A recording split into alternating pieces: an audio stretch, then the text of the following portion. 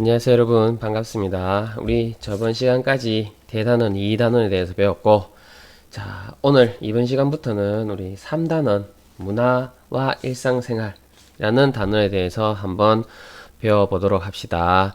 여러분, 문화라는 말 많이 들어봤죠? 문화가 뭘까요? 항상 이렇게 물으면 학생들은 이렇게 대답했어요. 컬처. 맞아요. 문화가 컬처죠. 컬처인데, 그러면 컬처라는 어원의 유래는 어디에서 왔을까요? 자, 우리 책에도 보면 나와 있는데, 라틴어로 경작하다, 밭을 경작하다라는 여기에서 어원을 가져왔대요. 자, 그러면, 자, 밭을 경작하다라고 했는데, 밭을 왜 경작할까요? 인간들이 농사를 짓기 위해서, 저 먹을 것을 얻기 위해서 밭을 경작했겠죠. 바로 문화는 인간이 어떤 목적과 의도를 가지고 만들어내는 것들, 자, 이런 것들을 우리는 문화라고 표현할 수 있습니다. 자, 그러면 우리 문화에 대해서 이번 시간에 본격적으로 한번 배워보도록 합시다. 자, 두 가지 사진이 있네요. 자, 먼저 첫 번째 사진. 자, 여기 애기. 선생님 애기는 아닙니다. 자, 뭐 귀여워 이런 아이들도 있을 텐데, 자, 애기가 뭘 하고 있어요? 그렇죠? 하품을 하고 있네요. 자, 옆에 어떤 여성이 하품을 하고 있네요. 자, 그러면 하품을 한대요. 하품. 자, 우리 앞에서 인간이 하는 행동이 문화라고 했는데, 그러면 하품도 문화일까요? 자, 아까 인간이 어떤 목적과 의도를 가지고 만들어내는 행동이라고 했었죠. 자, 그러면 애기가 하는 이 하품은 어떤 목적과 의도가 있나요?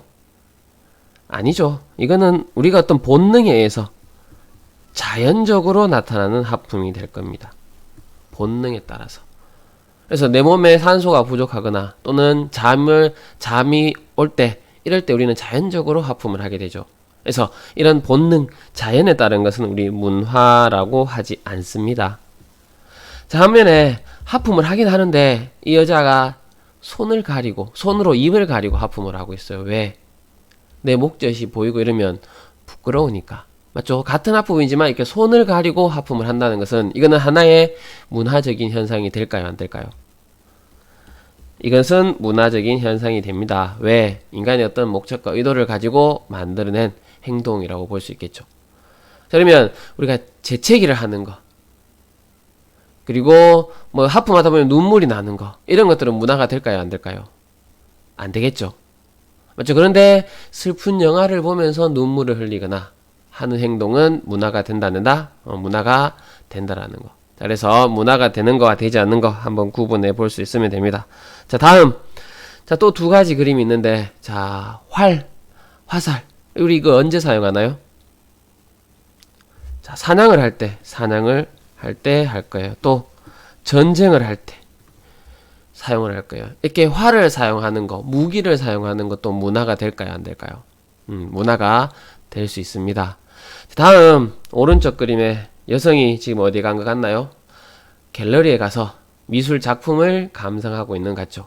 자, 우리 이런 것들을 문화생활이라는 말로 표현을 많이 합니다. 문화생활.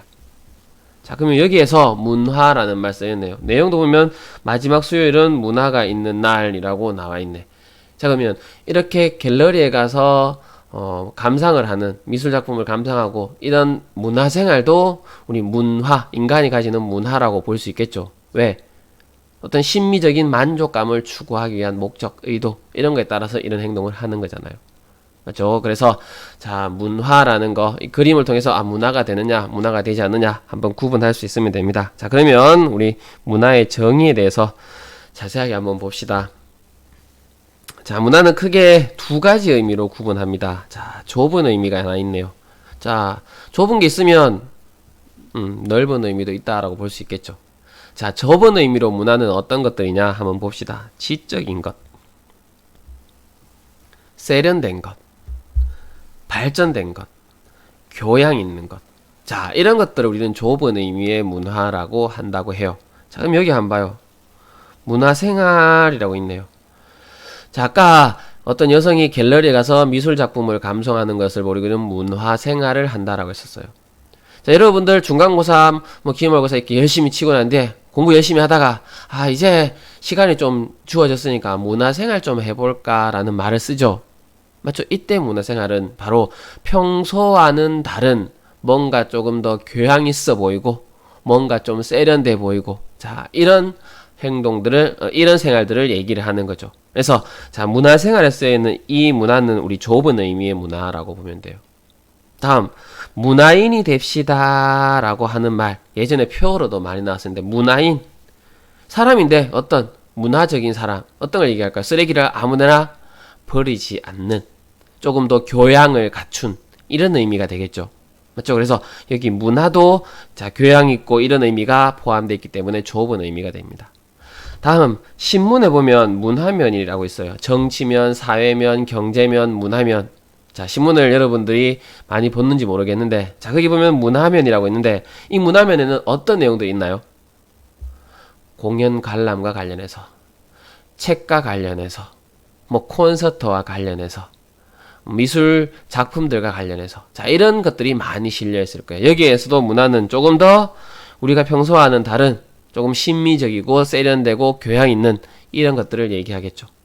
맞죠? 그래서 자, 여기에 쓰여 있는 문화는 다 좁은 의미의 문화다라고 이해를 하면 될 겁니다.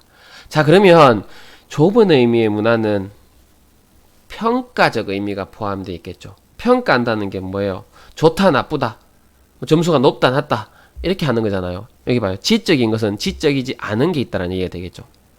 세련된 것은 세련되지 않은 게 있다라는 얘기고, 교양이 있다라는 얘기는 교양이 있지 못하는 것들이 있다라는 얘기가 될 거예요. 그래서 둘을 비교했을 때 조금 평가적인 의미가 포함된 거, 우리는 이것을 좁은 의미의 문화라고 표현을 합니다. 자, 반면에 넓은 의미의 문화는 자, 여기 보면 생활 양식의 총체라고 나와 있네요. 즉 생활 양식, 인간이 생활하면서 가지는 것들의 모든 것을 다 문화라고 합니다. 그 모든 것에서는 지식이 될 수도 있고, 기술, 기능이 될 수도 있고, 가치나 태도, 이런 것들이 될 수도 있겠죠. 그래서 모든 것들을 문화라고 하는데, 예를 들어서, 자, 대중문화라고 나와 있네요. 우리 대중문화는 배우게 될 건데, 대중이 가지고 있는 문화예요. 이게 지적이고 세련되고 교양있고 발전됐다는 의미가 아니에요. 우리 대중을 불특정, 다수라고 하는데 이 사람들이 가지고 있는 문화예요. 다음 청소년 문화, 말 그대로 청소년들이 가지고 있는 지식, 기능, 가치, 태도 이런 모든 것들을 의미해요. 자, 청소년 문화가 어른들 성인들 문화보다 더 열등하다, 더 우등하다, 우수하다 이렇게 표현하는 게 아니죠. 그냥 청소년들이 갖고 있는 문화라는 의미예요. 다음 한국 문화, 말 그대로 한국 사람들 구성원들이니까 한국 사람들이 가지고 있는 지식, 기능, 가치, 태도 등 모든 것을 의미하는 겁니다. 이 한국 문화가 일본보다, 미국 문화보다 좋다, 나쁘다 이런 의미를 하는 게 절대 아니라는 거예요. 그래서 구성원들이 가지고 있는 모든 것이라는 의미의 문화라고 보면 됩니다. 자, 그럼 여기서 똑같이 문화라는 용어가 쓰였지만 어떤 것은 좁은 의미가 될 거고 어떤 것은 넓은 의미가 될 겁니다.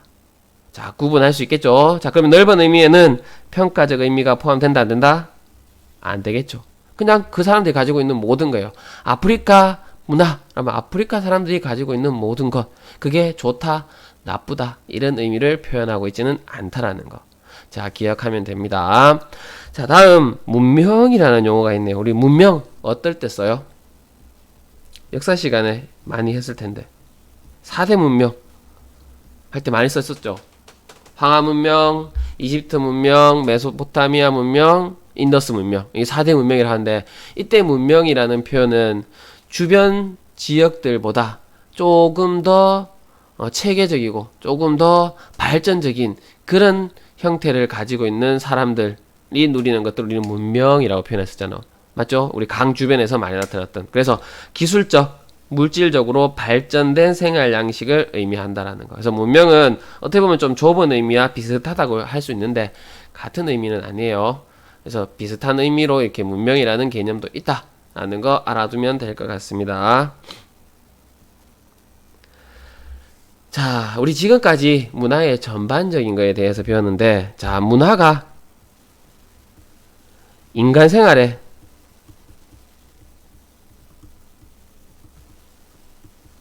모든 것, 생활 양식의 총체, 넓은 의미로 이렇게 해석했잖아요. 맞죠? 그러면 이런 인간 생활의 모든 것인데 문화는 나라마다 같게 나타날까요? 다르게 나타날까요? 다르게 나타나요. 또 지역과 상황에 따라서 다르게 나타날 수 있어요. 그러면 문화와 우리 가족 생활은 어떤 관계가 있느냐? 한번 봅시다.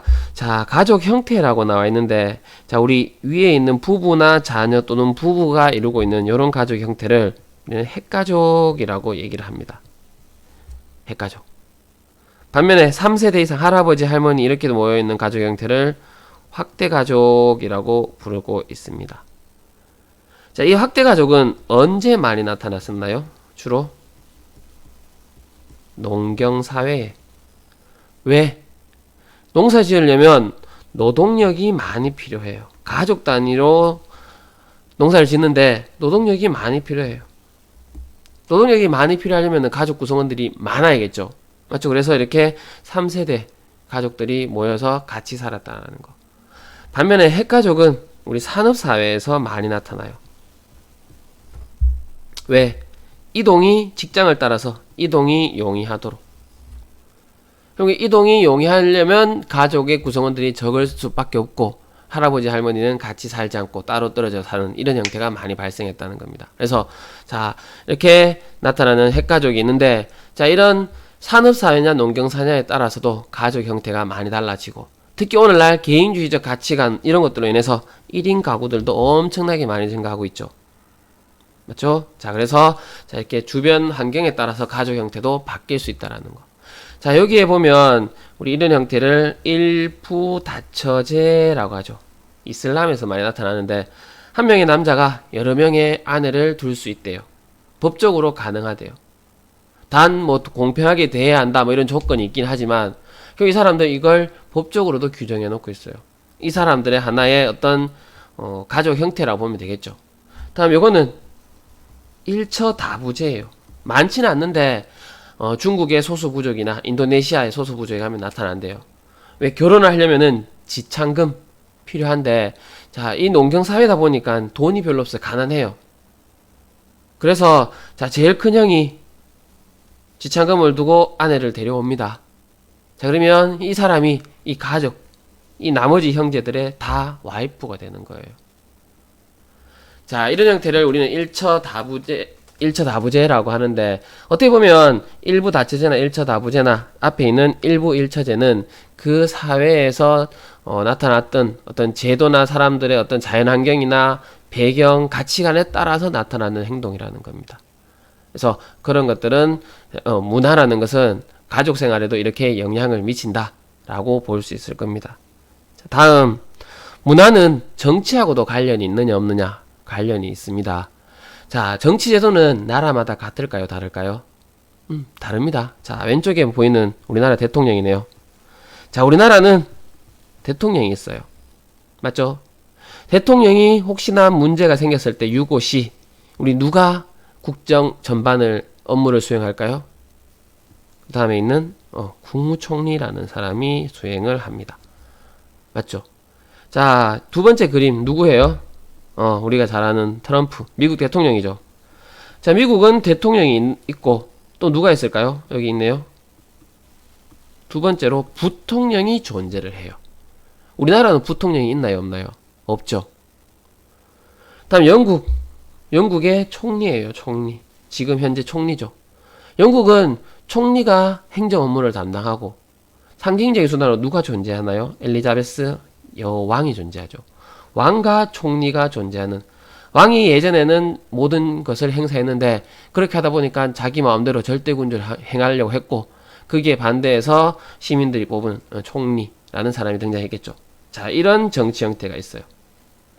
우리나라는 이런 정치 형태가 있어요. 어떻게 보면 우리나라는 미국의 6.25 전쟁을 해서 미국이 우리나라에 들어와서 뭐 여러 가지 전술을 하다 보니까 미국의 대통령제를 가져오게 돼요. 근데 우리한테 많은 영향을 미치는 게 일본이죠. 일본은 영국처럼 왕이 있고 총리가 있죠. 맞죠? 이 총리가 우리나라에 이 총리 제도가 또 우리나라에 들어왔어요. 그래서 우리나라는 미국하고 영국, 일본의 제도가 섞여 있다라고 보면 된답니다. 그래서 자, 이런 정치 문화라는 것도 우리 주변 환경이나 생활에 영향을 받을 수 있다라는 거. 그래서 문화라는 것은 우리 주변에 나타나는 다양한 행동들이고, 그래서 그로 인해서 여러 가지 다양한 형태들이 나타날 수 있다라는 거 알아두면 될 것 같습니다. 자, 이번 시간에 핵심 개념은 문화의 의미를 구분하느냐 못하느냐 요거였습니다. 잘 구분할 수 있겠죠? 자, 여기까지 합시다.